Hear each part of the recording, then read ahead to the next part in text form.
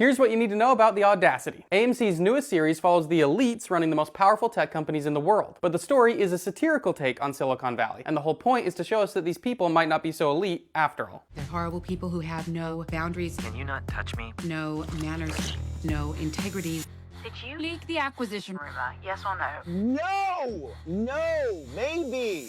I shouldn't have leaked the acquisition rumor. The series was created by Jonathan Glatzer, who's known for his work on shows like Succession and Better Call Saul. At the center of the story is Duncan Park, the CEO of a company called Hypergnosis.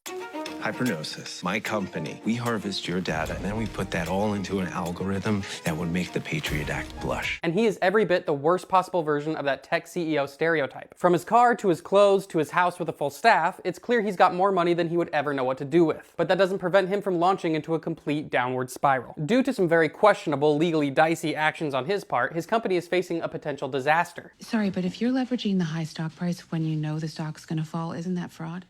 Fraud. This crisis is what launches our story. Duncan's situation acts as a black hole that starts to pull in everyone around it, whether they realize it or not. For instance, the person that most directly has to deal with Duncan's train wreck is his therapist, Joanne. You pumped your stock. You could go to jail. Jill, don't.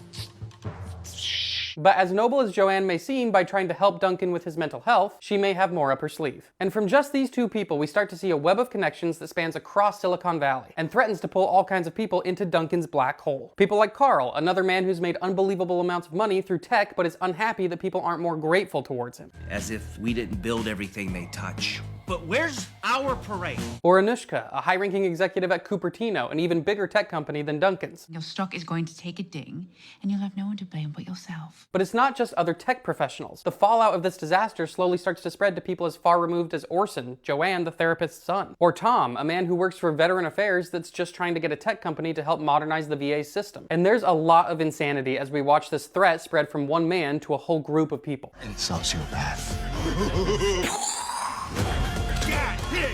This is obscene.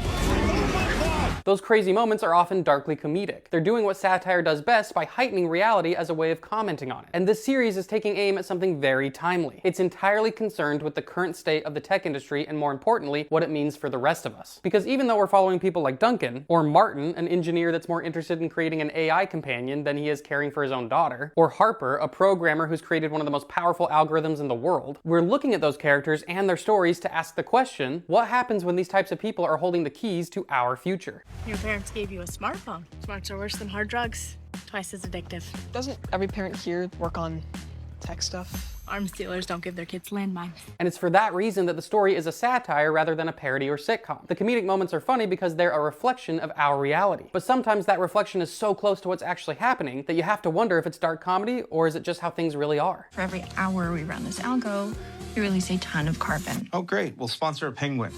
Duncan Park and the people he surrounds himself with are willing to go to shocking lengths to get what they want. And the most terrifying part is that it's not even always about money. There's a constant irony in the wealth and excess that's always on display in these characters' lives, and the fact that they can't seem to stop. In one of the opening lines of the show, Duncan states that even amid this crisis, if it all went terribly for him, he'd still be rich. And with that, the show asks another question. What is he really after? Validation? Praise? Does he even know? And that's what good satire does. It raises relevant questions through a heightened story. Are the people developing all of our real-world technology, the tech that our entire society depends on, are they really any different from this story? It can capture someone's entire digital footprint in a heartbeat. Now you're making my heart beat. Do the people running Silicon Valley have the audacity to act with such reckless, unhinged behavior as these characters do? By the end of the first episode, there might just be a path forward for Duncan, but with that same path, there's the possibility of destruction for every other person we've met. The first 4 episodes of The Audacity are available to stream on AMC Plus, and you can watch the entire first episode on AMC Plus's TikTok. New episodes are available on AMC Plus on Sundays. I really love the pilot episode, especially that cliffhanger we ended up on, and I'm super intrigued to see what happens next. So when you watch it, I'd love to hear what you think, and let's chat about it.